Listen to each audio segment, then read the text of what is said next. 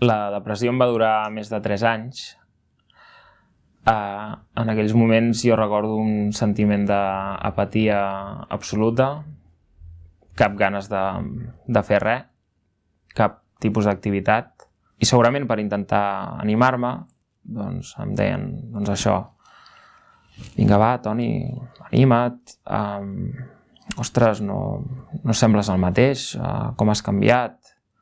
Clar, quan et diuen aquestes coses, a mi en el meu cas això em sentava fatal, una impotència absoluta, perquè en aquell moment jo és el que més hauria desitjat, tornar a ser la persona que jo sé que era i que soc, i en aquell moment és absolutament impossible canviar-ho.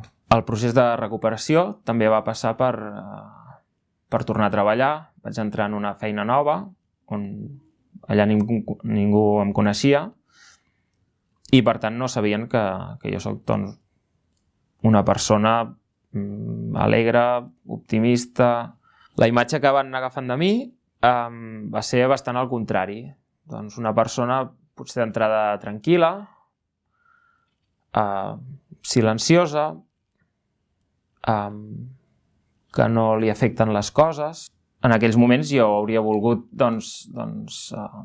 rebatre-ho, no? I dir alguna cosa enginyosa, per exemple, perquè els anés canviant la visió aquesta, i eren en aquells moments on no se m'acudia res per dir, em quedava callat i seguia sent Toni l'impassible, Toni el zen.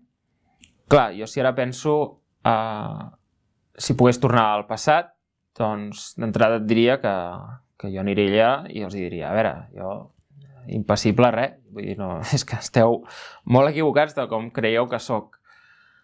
Però clar, en aquell moment, només de plantejar-me d'explicar pel que jo estava passant, se'm feia una muntanya molt gran, em feia vergonya i fins i tot em feia por perdre la feina.